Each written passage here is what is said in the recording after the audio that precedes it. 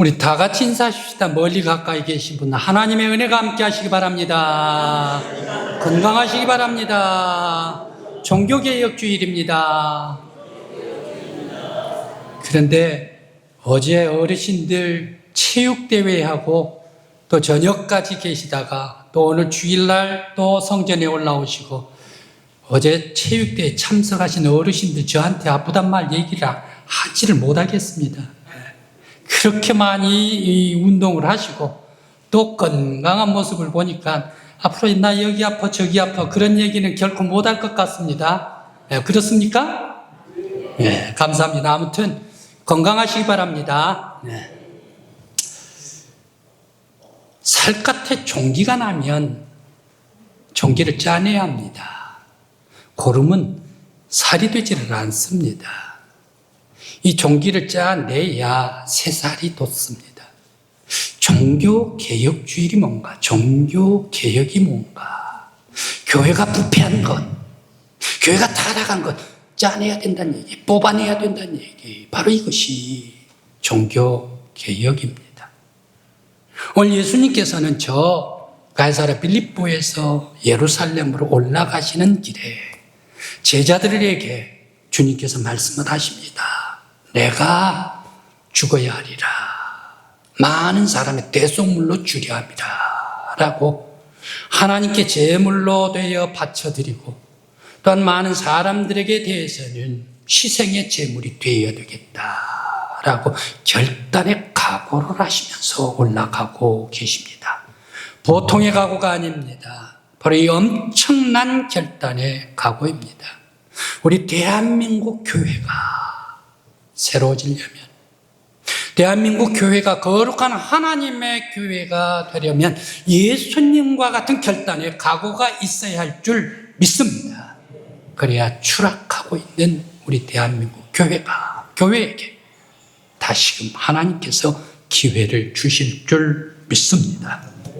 오늘 성경 말씀에 예수님은 예루살렘으로 오르시면서 제자들에게 자신을 알리시면서 말씀을 하십니다. 이방 사람들의 임금과 높은 고관들은 군림을 하고 거기에 주관을 하고 권세를 부리는 사람들이 이방 높은 임금들이 아닌가. 그러면서 제자들에게 너희들은 결코 이방 사람들 본받아서는 안 돼. 사람들을 부리거나 또 사람들 거기에 대접받으려고 해서는 결코 안 돼. 권세 부리면 절대 안 돼. 라고 왜 예수님께서 제자들에게 말씀을 하셨을까? 여러분 그렇지 않습니까? 많은 사람, 민족, 나라에 대해서 백성들을 다스리고 지도를 하려고 이끌려면 약간의 질서를 잡으려면 거기에 계급이 있어야 합니다. 권세가 있어야 합니다. 그래야 사람들이 얘기를 듣고 질서가 잡히지 않습니까? 그럼에도 불구하고 왜 예수님께서는 너희들은 제자들 절대 너희들은 부리려고 하지 말고 권세를 가지려고 하지 말라라고 왜 말씀을 하셨을까 생각을 해봅니다. 또 왜 예수님께서는 하늘의 왕자로 이 세상에 낮고 청한 세상에 오셨는데 하늘의 왕자가 세상에 오셨다면 좀 존경을 받으시면 되는데 내가 섬기러 왔다라고 말씀을 하실까요? 그뿐만이 아닌 것 같습니다.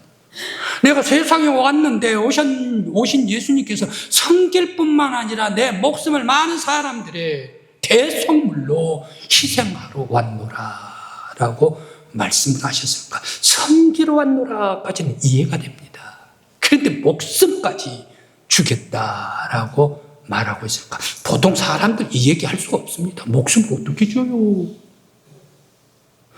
사람들을 초월한, 인간을 초월한 이런 말씀을 왜 이렇게 하셨을까 생각을 해 봅니다. 바로 이와 같이 사람들로서는 도저히 선포할 수 없는 그런 말씀을 예수님께서 선포하고 계십니다. 바로 그 이유는 예수가 이 세상에 오신 것은, 예수가 이 세상에 섬기는 것은 하나님의 뜻입니다. 하나님께서 세상을 보내실 때 섬기기 위해서 예수님 아들을 보내셨지 않습니까? 예수님께서 이 세상에 섬기는 것이 바로 이 예수님의 목적입니다. 내려오신 목적이 섬기러 내려오셨다. 예수님의 목적입니다. 예수가 목숨을 제물로 드리기 위해서 왔습니다. 예수님께서 제자들에게 모범을 보이시기 위해서입니다. 그리고 예수님께서 세상 사람들과 죄인들을 죽으심으로 자기의 목숨을 들여서 구원시키기 위해서 오셨습니다. 교회는 이러한 삶을 살아야 합니다.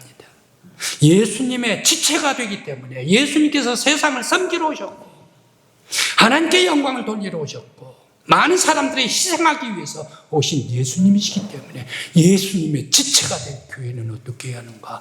교회도 세상 사람들을 섬겨야 하고 교회도 세상 사람들을 받들어야 하고 세상 사람들을 위해서 살아야 되는 것이 교회다라는 말씀입니다.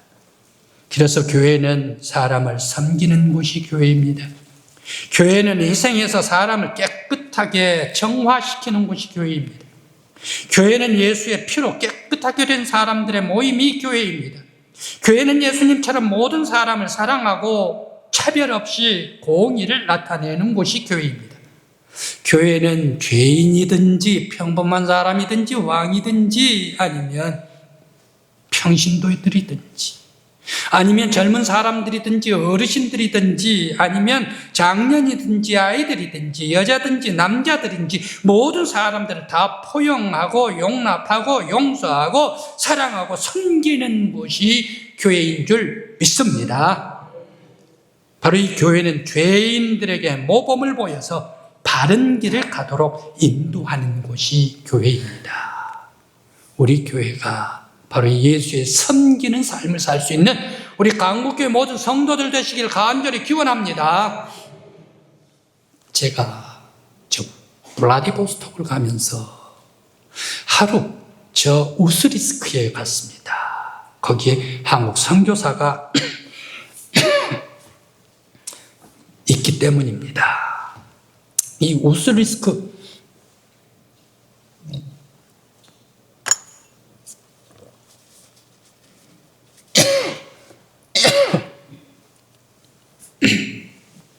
죄송합니다. 우스리스크에 갔는데 1998년 그때는 스마트폰이 없었을 때입니다. 사진기가 안 됐죠. 그래 카메라 큰 것을 가지고 가서 사진을 찍다가 거기 큰 집이 있어서 그 큰 집을 향하여 사진을 찍었습니다. 그것이 우스리스크 시청이었던 모양이에요. 그래 시청 관리 관원이 딱 나와요. 저를 향해서 딱 나오더라고요.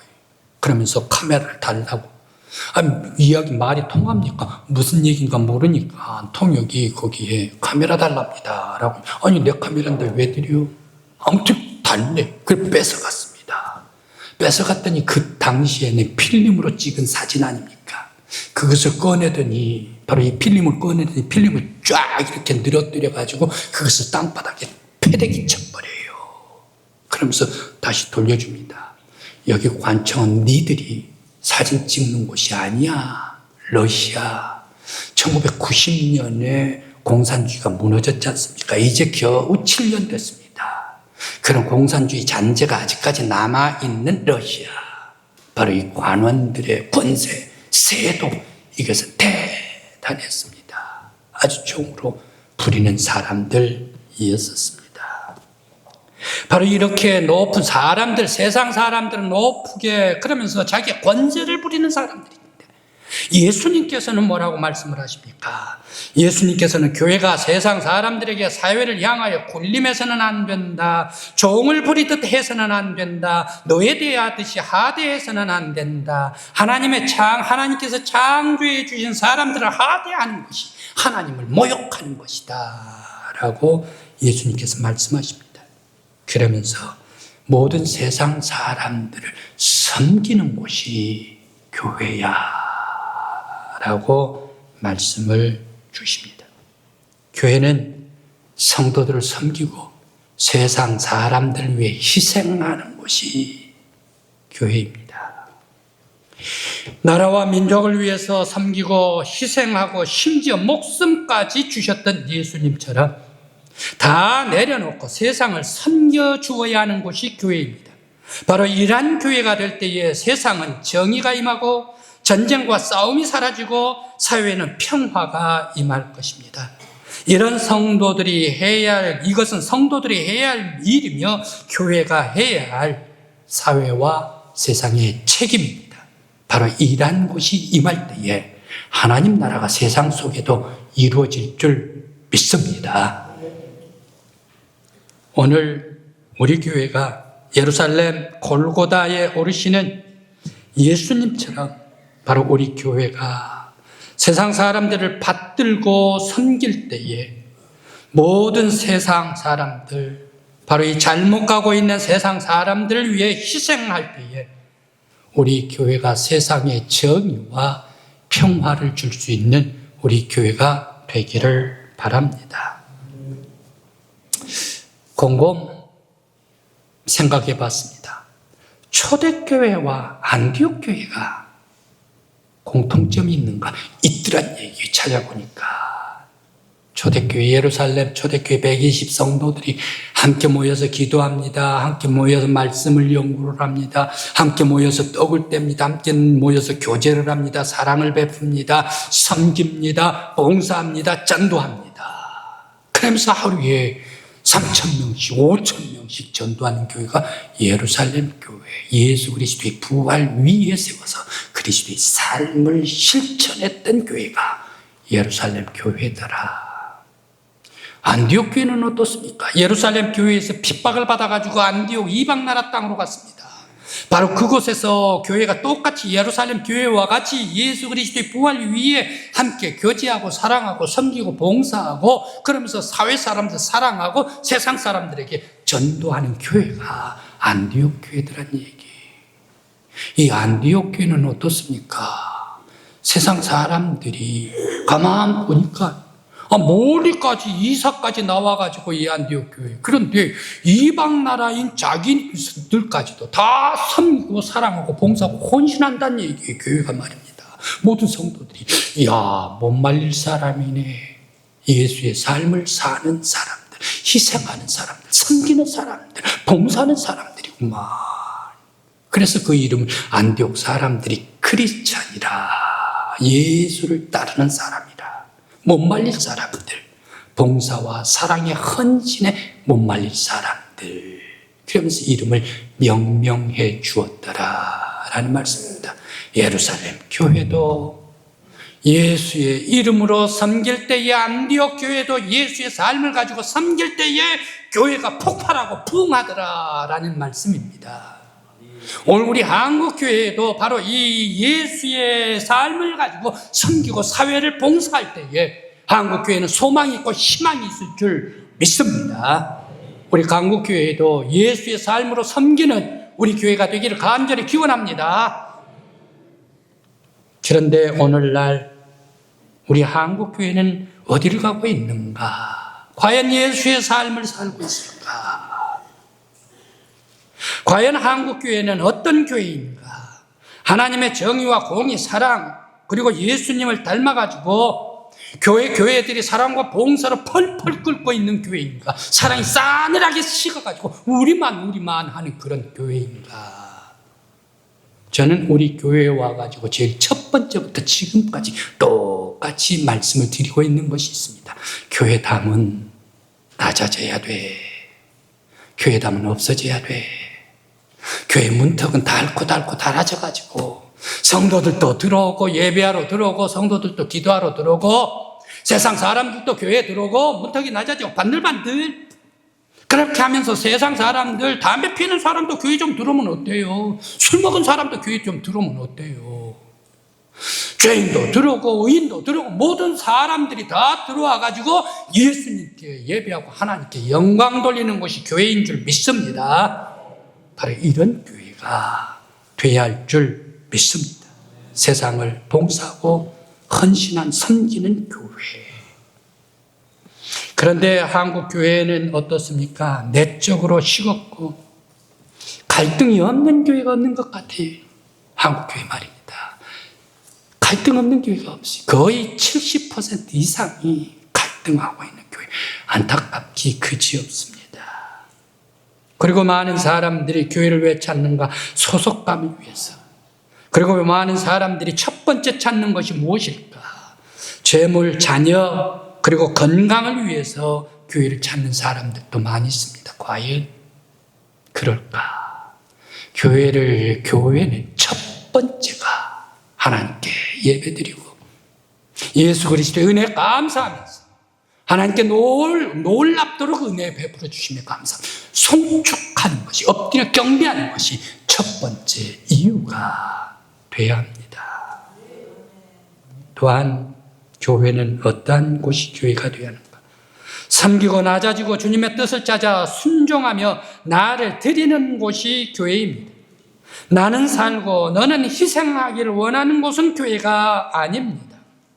나를 내려놓고 겸손히 하나님의 주권을 인정하면서 온 세상, 모든 세상의 주인이 하나님이시다라고 하나님께 영광 돌리는 것이 교회인 줄 믿습니다. 또한 교회는 사회를 받들어야 합니다. 세상을 섬겨야 합니다. 이방 사람도 사랑해야 합니다. 심지어 그들의 죄가 있고 그들이 세속에 때가 있다, 덕지덕지 때가 얼굴에 묻었다 하더라도, 마음에 묻었다 할지라도 죄인이라도 그들을 사랑하고 보듬고 그들을 용서하고 그들을 섬겨야 하는 것이 교회요 성도인 줄 믿습니다. 왜 그렇습니까? 여러분, 왜 우리가 구원받았습니까? 내가 똑똑해서, 내가 잘생겨서, 내가 멋있어서, 내가 완벽해서 우리가 구원받았습니까? 아이고, 부족한 죄인이지만 피로 값주고 사셨기 때문에 예수의 은혜로 구원받은 것 아닙니까? 죄인이지만 구원시켜 주신 것 아닙니까? 세상 사람들도 역시 마찬가지로 그들이 덕지덕지 죄 묻었다고 욕하지 말고 그들도 용서하고 사랑하고 포용해주고 섬겨야 하는 것이 바로 우리들은 예수의 은혜를 받았기 때문인 줄 믿습니다. 우리 교회 모든 성도 여러분들, 세상 사회 사람들 섬기고 예수의 삶으로 받들 수 있는 여러분들 되시길 간절히 기원합니다. 오늘날 한국교회가 어디로 가고 있는가? 그렇지 않는 교회들이 더 많은데 나타난 한국교회, 사회적으로 보이는 한국교회가 근본주의로 가고 있다라는 얘기입니다. 율법주의입니다. 나만 깨끗하면 남들은 죄인이야. 나만 의롭고 거룩하고 우리들의 생각하는 것이 하나님의 뜻이고 하나님의 정의야, 진리야. 너희는 죄인이야. 우리가 말하는 것이 정의야. 우리가 말하는 것이 공의야. 우리 행동하는 것이 의인이야. 너희들은 죄인이야. 세상은 썩은 곳이야. 사회는 망해야 돼. 라고 지적하면서 자신만이 진실한 의인이라고 자처하는 것이 율법주의. 대제사장들, 바리새인, 서기관들 그렇지 않습니까? 자기들만이 의인이다. 우리가 한국교회가 바로 우리 교회 성도들만이 의인이다 라고 이렇게 생각하는 것이 근본주의입니다. 바로 이것을 우리들은 경고를 합니다. 대교회가 특히 목회자들이 인기에 영합해서는 안 됩니다. 겸손해야 합니다. 미국 교회가 근본주의로 이렇게 돌아가고 있는데 한국도 따라가고 있습니다. 모든 목회자들, 성도들은 거룩한 자기들이 다 가지고 있는 양, 거룩한 것을 다 가지고 있는 양, 한국교회에서 사회에서 인기에 영합하고 있습니다. 그러면서 진리를 왜곡시켜서 한국교회를 더욱더 아프게 하고 더욱더 썩게 하는 것이 바로 이런 모습이 아닌가. 큰 교회일수록 겸손해야 합니다. 바로 우리 목회자들, 한국교회 모든 목회자들, 그리고 큰 교회 목회자들은 인기에 영합해서 안 됩니다. 사람들의 정치적으로 영합해서 안 됩니다. 좌든 우든 영합해서 안 됩니다. 교회는, 그리고 목회자들은 하나 합해져야 하는 것이 있습니다. 하나님과 합해져야 한다. 하나님과 영합해야 한다. 오직 성경 말씀 위에 서야 한다. 바로 이 성경 말씀 위에 서서 하나님께서 말씀을 주실 때에 그 말씀을 전할 때에 소망이 있고 정의가 있고 진리가 있는 줄 믿습니다. 이러한 교회일 때 하나님께서 찾아오시고 한국교회를 사랑해 주시고 다시 기회를 주시고 일어나게 해 주실 줄 믿습니다. 아합 임금님 때 아합 임금님 사돈이 있었습니다. 남왕국 여호사밧 임금님이 사돈이었습니다. 이 사돈에게 아합 임금님이 제안을 했습니다. 우리나라 땅 요르단강 동쪽에 있는 그 땅 옛날에 우리 땅 아니었습니까? 지금 아람한테 뺏겨버렸습니다. 다시 찾으십시다. 우리 함께 찾으십시다. 라고 싸우기를 원했습니다. 여호사밧 임금님이 큰 사돈께서 북왕국 이스라엘 아합 임금님께서 그렇게 얘기를 하는데 거절할 수가 없었습니다. 그래 함께 가십시다. 라고 해서 전쟁에 싸움에 나아갑니다. 그래 싸움에 나갑시다 하고 출정하는데 여호사밧 임금님이 하나님을 경외하는 그런 임금님이었기 때문에 잠깐만 임금님이시여, 우리들이 출정할 때에 이 전쟁에 싸움에 나아가는데 하나님 앞에 기도하고 출정해야 될 것 아닙니까? 이제 선지자를 불러오십시오. 기도하십시다. 했더니 아합 임금님이 내 곁에는 선지자 400명이 있습니다 하면서 다 불러왔습니다. 불러오니까 그 사람들이 그 선지자가 뭐라고 얘기를 했습니까? 왕이시여 출정하시면 승리하실 것입니다. 승리하실 것입니다. 싸우게 되면 이기게 될 것입니다. 나가십시오. 라고 얘기를 하는데 400명이 이구동성으로 똑같이 얘기를 합니다. 남왕국 여호사밧 임금님이 아무래도 미심쩍어요. 왕이시여, 다른 선지자 있습니까? 한 사람 있기는 있습니다. 그 사람 누군데요? 나한테 항상 불길한 예언만 하는 사람이 있습니다. 미가야라는 선지자입니다. 데리고 와주십시오. 그 사람의 예언도 한번 들어보십시다. 라고 불려와가지고 두 왕 앞에 미가야 선지자가 예언을 합니다. 예언을 해서 아합 임금님 딱 보니까 예언을 하는데 바로 이 아합 임금님 앞에서 미가가 예언을 합니다. 마음에 내키지 않는 생각으로 이 전쟁 나가서 싸우면 승리할 것입니다 라고 예언을 합니다. 그래도 이상한 것 같아서 다시 하나님께서 주신 말씀으로 예언하라 라고 얘기를 했더니 미가야가 두 왕 앞에서 정색을 하고 예언을 하게 됩니다. 분명 두 왕께서 모든 백성과 더불어 아람과 싸우게 되면 분명 승리는 우리 것입니다. 승리합니다. 승리하는데 돌아올 때 이상하게 왕의 병거는 비어 있습니다. 라고 얘기를 해요. 보이지를 않습니다. 북왕국 아합 임금님의 병거는 보이지를 않습니다. 라고 얘기를 해요. 그렇게 하면서 다시 예언하라. 예, 분명하게 하나님께서 보여주신 예언입니다. 바로 무엇을 얘기를 합니까? 승리한다는 얘기. 여호사밧도 돌아온다는 얘기. 아합 임금님만 전쟁에서 죽게 될 것입니다. 라고 예언을 했는데 그 예언이 적중하게 됩니다. 400명 모든 사람들은 아합의 임금 앞에서 야합을 합니다. 아합과 영합을 합니다. 거짓 예언을 합니다. 오직 미가야 선지자 한 사람만 진실하게 하나님께서 주신 말씀으로 선포하더라. 교회는 이래야 됩니다. 교회는 세상 사람, 교회는 왕의 권력, 교회는 심지어 성도들이라 하더라도 야합해서는 안 됩니다. 오직 하나님과 함께 합니다. 오직 예수 그리스도의 말씀을 선포해야 하는 것이 교회인 줄 믿습니다. 우리 한국교회가 바로 살려면, 한국교회 청년들이 돌아오려면 바로 이 하나님만을 바라보며 굳건하게 묵묵히 나아가는 교회, 하나님께서 역사해 주실 줄 믿습니다. 이제 예수님이 하나님의 뜻을 받들어 죄인이라도 섬기고 사랑하고 희생하면서 자기의 목숨을 내어놓았듯이 오늘날 한국교회도 하나님의 뜻을 받들어서 예수님을 섬기는 길로 가야 합니다.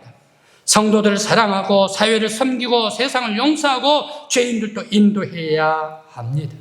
우리 한국교회는 지금 예수의 길로 가고 있는가, 하나님의 길로 가고 있는가, 자신들의 삶으로 가고 있는가, 방향이 제대로 가고 있는가. 오직 주님처럼 섬길 때 한국교회를 다시금 사랑해 주시고 세계 속에 일으켜 세워주신 위대한 교회 만들어 주실 줄 믿습니다.